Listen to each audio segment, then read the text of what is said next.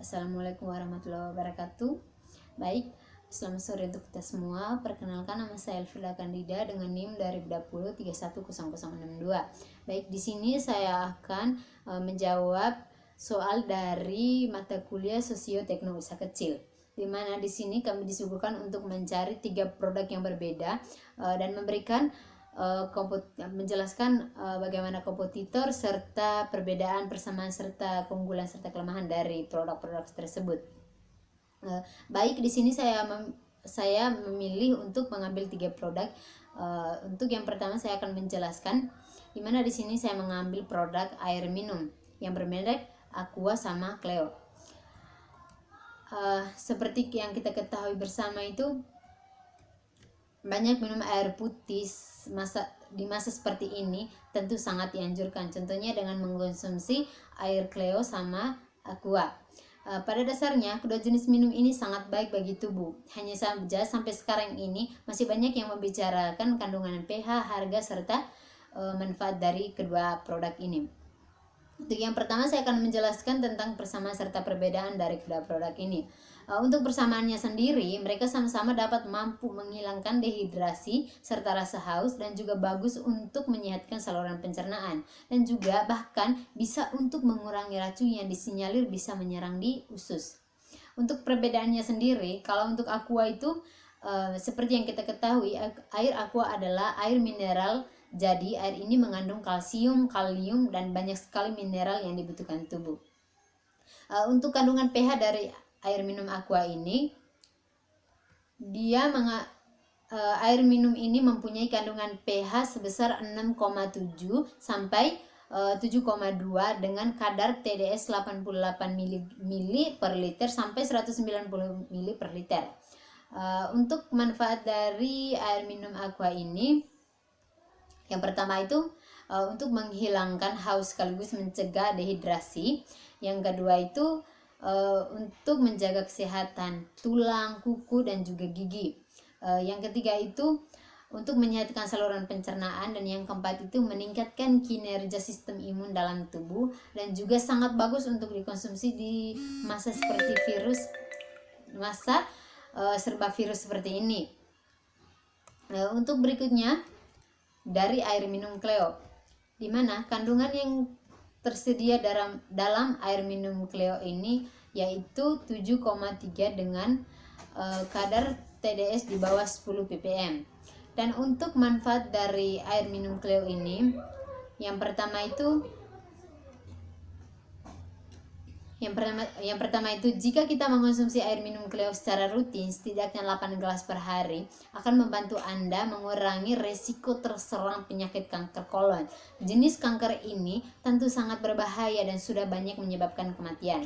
Yang kedua itu untuk menghindari resiko penyakit kanker saluran kencing serta kanker payudara. Yang ketiga, mampu menghilangkan dehidrasi serta rasa haus, dan yang keempat itu kandungan air di dalam ginjal yang kurang tentu bisa merusak kinerjanya. Di sini juga perbedaannya itu dapat dilihat dari segi harga. Untuk berikutnya ini keunggulan serta kelemahan dari kedua produk ini. Yang pertama itu dari Aqua, di mana kekurangan dari air mineral Aqua ini, yang pertama produk yang mudah dipalsukan, yang kedua harga lebih mahal dibandingkan produk yang lain. Kalau untuk kelebihan dari Aqua ini, yang pertama itu mengandung mineral alami yang seimbang, yaitu yang kedua dia berasal dari sumber mata air terpilih dan terlindungi, yang keempat itu dia menggunakan manajemen sumber daya air yang canggih, dan yang keempat itu Aqua merupakan merek minuman yang sudah terpercaya hingga puluhan tahun sebagai merek terbaik. Kalau yang kedua itu dari air minuman Cleo, di mana di sini keunggulan dari air minum Cleo ini dihasilkan dengan menyaring air dari sumber air alami menggunakan teknologi modern nanofilter. Yang berikutnya itu menghasilkan air murni yang bebas dari mineral anorganik yang tidak diperlukan oleh tubuh. Air murni Cleo memiliki TDS di bawah 10 ppm, 20 kali lebih murni dibandingkan produk air minum dalam kemasan lainnya. Dan juga untuk kelemahan dari air minum Cleo ini yaitu rasanya agak pahit dan juga produknya mudah dipalsukan. Untuk yang kedua, di sini saya mengambil produk yaitu deterjen, di mana saya mengambil merek Rinso sama Daya. Seperti yang kita ketahui juga, deterjen merupakan salah satu pelengkap pencuci yang wajib ada. Deterjen ini terdiri berbagai jenis, ada yang bubuk, cair, krim, bahkan di saat ini ada yang berinovasi berbentuk gel. Nah, untuk yang pertama itu dari Rinso. Merek Rinso ini merupakan pelopor deterjen yang banyak ada di Indonesia. Yang kedua ini Daya, di mana deterjen satu ini merupakan pesaing berat Rinso, meski produknya hanya tersedia dalam bentuk bubuk. Di sini saya akan menjelaskan persamaan dari kedua produk ini, yaitu mereka itu dapat menghilangkan noda dan digunakan untuk mencuci pakaian serta membuat panas di tangan. Itu sih persamaan dari kedua produk ini. Berikutnya ini ada perbedaannya. Untuk yang pertama saya akan menjelaskan dari Rinso. Seperti yang kita ketahui, Rinso itu memberikan proses pencucian yang efektif dan lebih mudah dan pengalaman mencuci terbaik agar semua orang dapat mengeluarkan semua potensi mereka tanpa takut kotor. Dan juga kandungan yang dimiliki Rinso ini yaitu 22% natrium alkil benzena sulfanat, 10% natrium fosfat, dan 30% natrium karbonat. Untuk deterjen Daya, deterjen ini mengandung bahan-bahan yang dapat mengangkat kotoran dan noda, membuat baju bersih dan bebas noda. Daya ini juga dapat membantu mencuci pakaian dalam jumlah yang banyak, bekerja efektif dan cepat membersihkan pakaian. Dia memiliki busa yang banyak dan lembut untuk tangan. Untuk berikutnya, di sini ada keunggulan serta kelemahan dari produk ini. Yang pertama dari Rinso. Seperti yang kita ketahui itu, Rinso merupakan brand deterjen yang sudah dikenal dan dipakai. Kenapa sih Rinso? Sebab Rinso itu merupakan deterjen yang terbukti ampuh menghilangkan noda yang membandel, membuat pakaian menjadi putih cemerlang, pakaian jadi lembut, memerlukan sedikit tenaga untuk menguceknya, tidak pedih dan lembut di tangan, juga menghasilkan cucian dengan warna yang cemerlang. Untuk kelebihan dari Rinso ini, yang pertama menghilangkan noda, yang kedua busanya lebih banyak, yang ketiga itu wanginya tahan lama. Kalau untuk kekurangan dari Rinso ini, panas di tangan, yang kedua butuh kucekan yang cukup ekstra, dan yang ketiga membuat warna pakaian jadi pudar.